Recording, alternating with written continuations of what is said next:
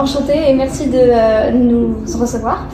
Donc vous avez trois tas d'enveloppes, comme je vous ai dit avant. Un qui parle plus de l'animation et de votre travail en général en tant que réalisateur. Un qui est sur le film que nous avons vu, donc Le Pharaon, le Sauvage et la Princesse. Et un sur Kirikou. Donc choisissez n'importe quelle enveloppe. Oh bah, je vais prendre l'actualité. Allez-y. J'ai l'impression d'être au César. Pourquoi la conteuse ne réapparaît pas à la fin de la dernière histoire? Parce que je ne veux pas. J'ai déjà eu cette expérience avec Prince et Princesse et les autres contes en silhouette. Je montre 3 amis qui font mon divin métier, qui inventent, qui se renseignent, qui dessinent, qui se déguisent, et ensuite qui passent sur scène et ils font une nouvelle œuvre dramatique. Et au début, j'avais pensé les retrouver tous les 3 en train d'examiner ce qu'ils ont fait, enfin de conclure entre eux. Et puis j'ai senti que c'était une très grosse erreur d'aller rester dans l'histoire. Là, c'est un retour en arrière, la fête est finie, les lampions sont éteints, c'est pas bien, il faut résister. Et je préfère, dans le film, terminer par le beau couple, la musique, les bijoux qui scintillent, ils sont enlacés. C'est comme ça qu'il faut rentrer chez soi pour rêver. Et je ne veux pas avoir la complaisance d'examiner ce que je viens de faire. Et là, tout le monde m'a demandé la conteuse à la fin, et je dis à tout le monde non. Et je suis sûr de moi. Par contre, elle est bien utile auparavant pour faire un petit espace entre les 2 films. Il faut absolument reprendre son souffle, et je ne veux pas coller 2 films l'un après l'autre, parce que chaque film, on a tout donné, et chaque film est un film autonome, comme un long métrage, et l'autre c'est autre chose. Parmi ces 3 histoires, laquelle est votre préférée?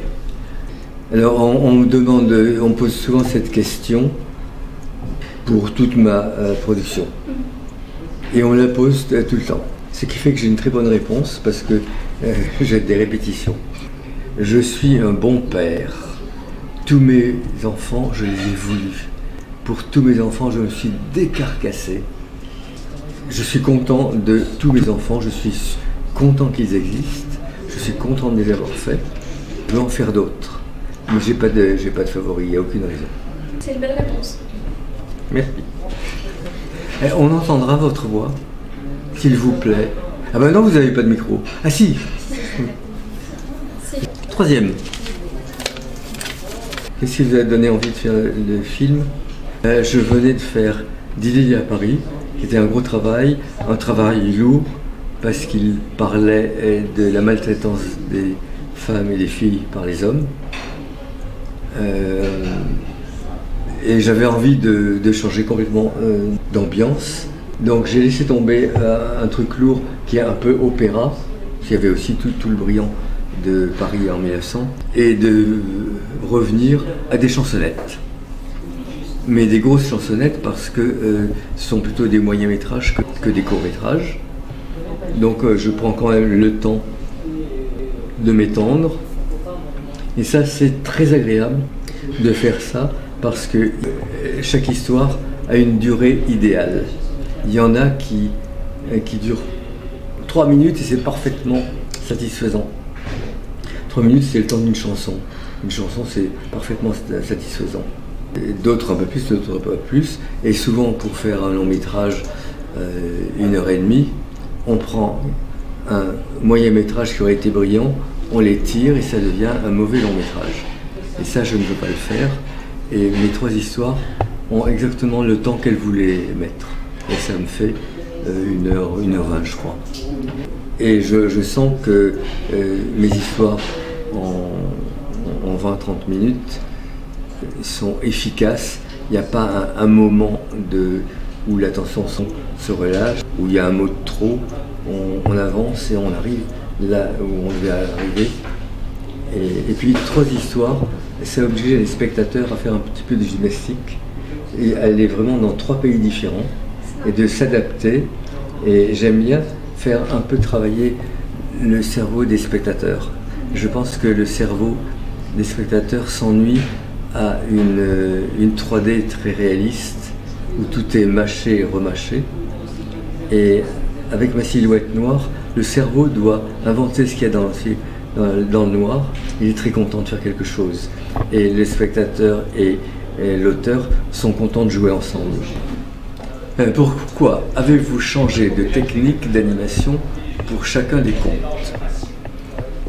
Alors au début, je n'avais pas le choix, je n'avais pas d'argent et je faisais ce que je pouvais faire. Mais j'ai toujours aimé la technique que le hasard me permettait. Je les ai toujours aimés. La silhouette noire, maintenant que j'ai un petit peu plus d'argent, mais pas beaucoup plus, je continue à faire de temps à autre de la silhouette noire parce que c'est beau et parce que aussi ça me permet de faire quelque chose, même s'il n'y a pas un budget colossal.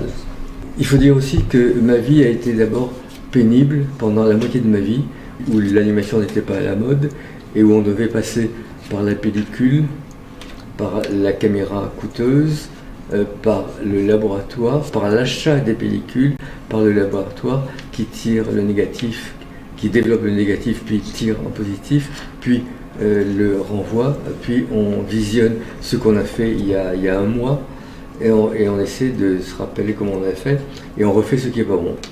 Donc ça c'est ce que j'ai fait avant Kirikou. Avant Kirikou, j'étais essentiellement un artiste qui n'y arrivait pas, quelqu'un qui voulait se tuer au travail, mais qui n'avait pas accès aux outils.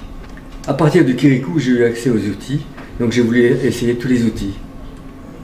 Donc j'ai essayé la chose totalement inconnue par moi, les pantins 3D. C'est Azur et Asmar. Ça m'a beaucoup plu, je n'avais pas eu de problème. Là, tout à coup, je ne savais pas tout faire. Avant Kirikou, je savais tout faire. Mais là, la 3D, j'étais dépassé, mais j'étais avec des gens qui parlaient la même langue que moi, en fait. On n'a jamais eu de problème à communiquer. Et ça m'a beaucoup plu.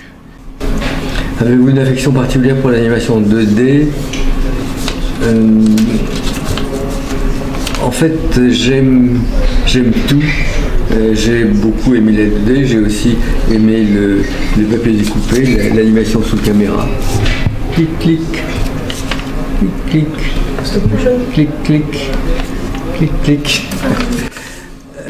Le bricolage avec des petits bouts de papier, le papier qu'on voit, l'éclairage de côté, ça me plaisait beaucoup. Mais l'animation 3D, enfin il y a aussi l'animation 2D sous caméra, qui est du trapèze sans filet. Et il y a aussi l'animation 2D numérique. Et le numérique, c'est merveilleux, ça facilite tout. Ensuite, l'animation 3D à l'ordinateur, ça me plaît beaucoup aussi. Mais j'aime bien la simplicité de l'ombre chinoise, des pantins plats et du noir. Ça me plaît bien, mais j'aime aussi faire des choses extrêmes avec la 3D. J'ai fait une belle fille, un beau garçon, et ils peuvent tourner la tête et ils restent beaux. Je vais aussi leur mettre des bijoux, ce qu'on ne peut pas faire en dessin animé, parce qu'on ne peut pas refaire tous ces bijoux et les colorier exactement, on n'y arrive pas. Alors à chaque fois qu'on me demande vous voulez ça ou ça, je dis toujours je veux les deux. Non mais c'est une bonne chose. Et c'est vrai, j'aime changer. Et toutes les animations ont leurs défauts. Certainement vous détestez ou le papier découpé ou la 3D informatique, et d'autres fois vous êtes ravis. Mais en général je suis content. À travers 3 merveilleux contes, découvrez les aventures d'un jeune roi à la conquête de la couronne d'Égypte, d'un beau sauvage qui combat les injustices cachées dans une forêt, et d'une princesse amoureuse d'un vendeur de beignets.